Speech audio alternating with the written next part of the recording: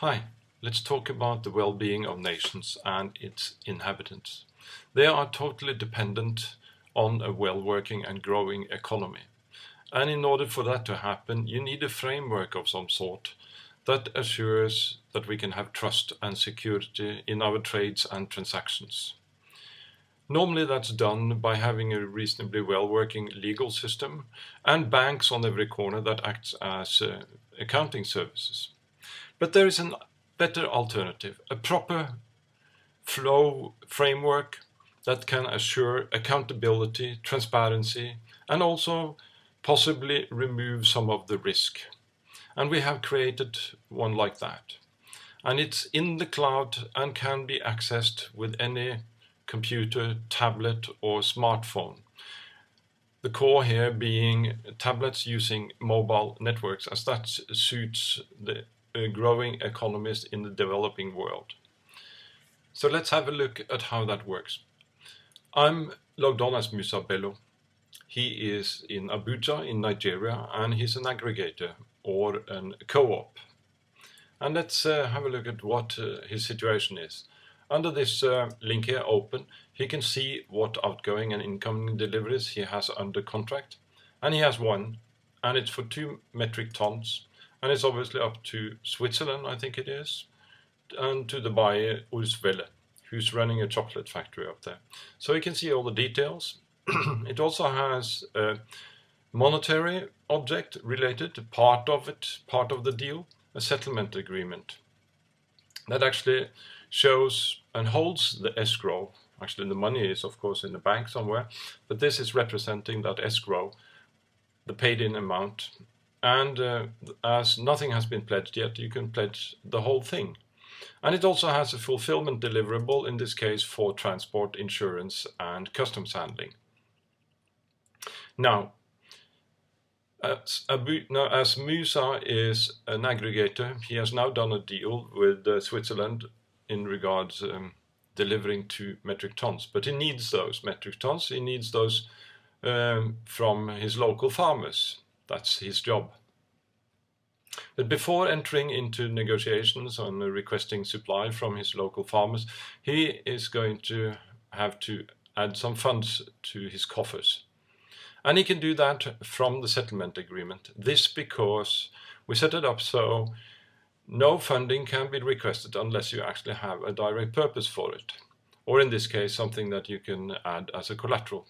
And this funding can be commercial or a donation, or a combination of the two. So let's start there, because he knows that he might do some prepayment to his local farmers, so they have some cash to use for the farm workers. And so I'm going to start that funding. I'm starting that now.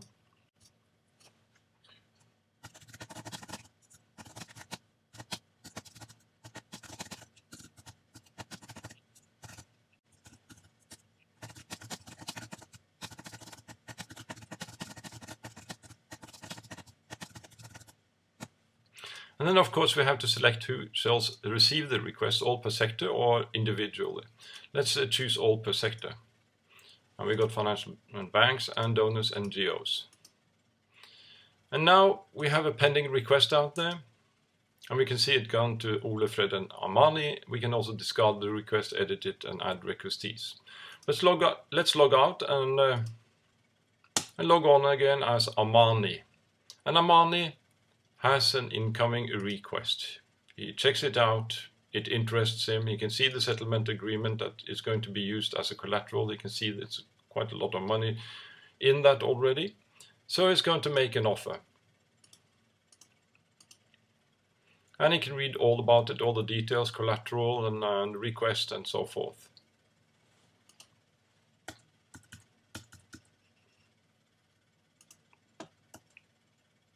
And he's going to donate 20% of it.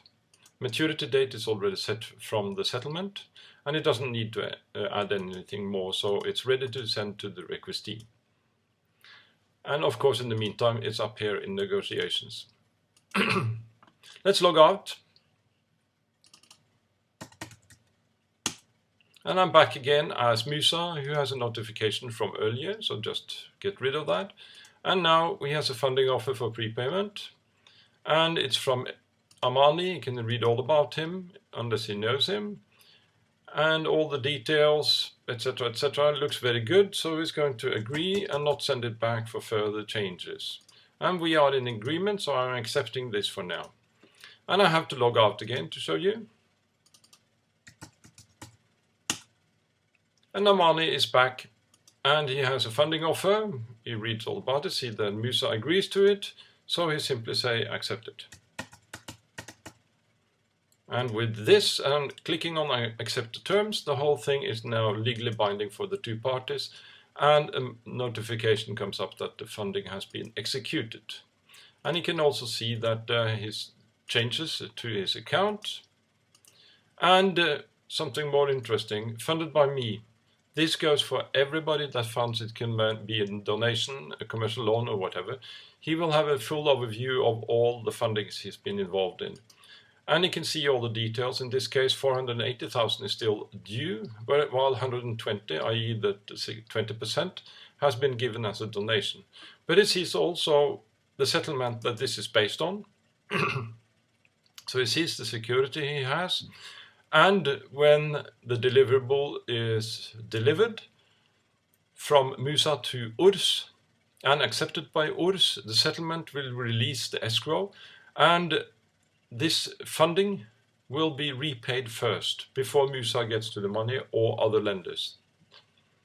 And of course, he can also see the deliverable, and this is live, so if there are any changes, even the funders or donors will see what is happening beyond the funding and beyond the settlement. And you can see even discussions between URS and Musa. And this to be delivered will change to under delivery, delivered, or in case of a dispute, in dispute, and in arbitration. Every deal, by the way, has an arbitration aspect to it when it comes to deliverable of goods. So let's log out, log back as Musa. You get a message, execute it, and we can retract the request now. He has all the money he needs. And going back here, you see he has 2 metric tons to deliver, so now he better get hold of the cocoa. And for that, he will send out a supply request. And it's a sub-delivery. And it's not a humanitarian project. If he said yes to that, then the negotiation will go the normal path, but then be parked until donation in full has been had. And a donation, by the way, in such a case, would go straight into the settlement as an escrow, untouched by the middleman. But in this case, it's not a humanitarian project. And I have to add the details for the request.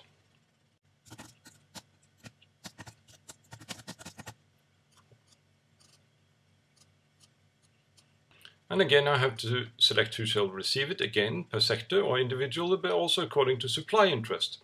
And this is interesting because everybody can, in their own interface, edit my details. They can change and add supply interests. For example, supplier of cocoa. And that way, all farmers can have that. And thus they will get offers all through the years. In comparison to other systems where you list something when you have it, and then you might have a luck and somebody bothered to plow through the long list and send out requests or offers to a lot of different people. Here we turn it upside down, it's pull.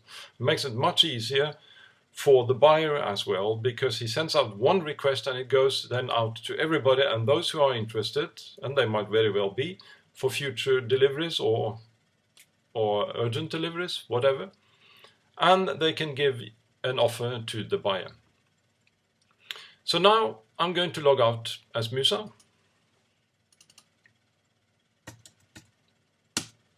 And I'm logged on as Uva, who has a supply request.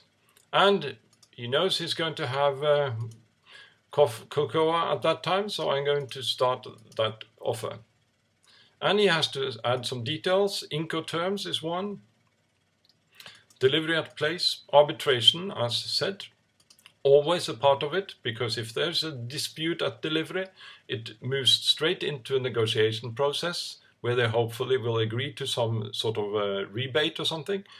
If not, it goes to arbitration and it's out of their hands. That way, people are pushed into negotiating and resolve a dispute.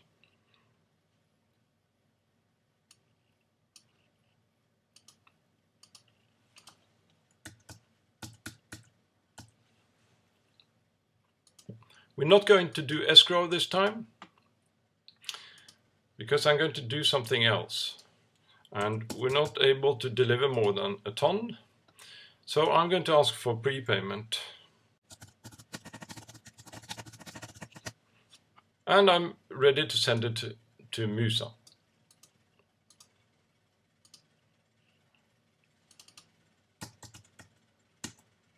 And I'm logged on as Musa, who has now an offer. Of course, he could have gotten more than one offer, probably would have, but let's handle one at a time. And you can see that he got one from UVA, all the details, and it looks good. So it's simply going to go for agree and send it to the supplier for final acceptance. So I can log out. And I'm logged on as UVA. The agreement is in place, and I have to do the final check and type in agree or accept it or something similar, while selecting I accept the order, and thus making it legally binding for both parties. The order is now set. I'm going to log out. And I'm back in as Musa, who now gets a message that the order is now set, and I will not close it. I will leave the request open because I need 2 tons and I only have 1 ton this far. And we can see that here. So while waiting, we can check this one, incoming. It's already agreed upon, and then we got the settlement, but we have to remember to pay the 100,000 Nairas. And we can do that straight from the settlement and pay the 100,000.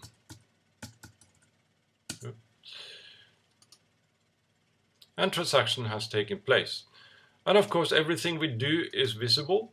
We can see the account that is now 500,000, not the 600 that it just was a bit earlier.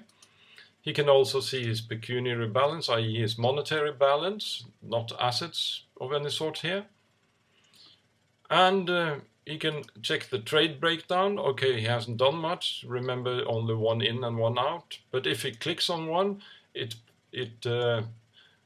goes down. And I would have, if I had more, I would then have different pie slices here. So I can drill down, and I can do that on any of these. And the trade contacts are automatically added for everyone that sends me an offer or I'm touching upon. Okay, I think that was all. Thank you.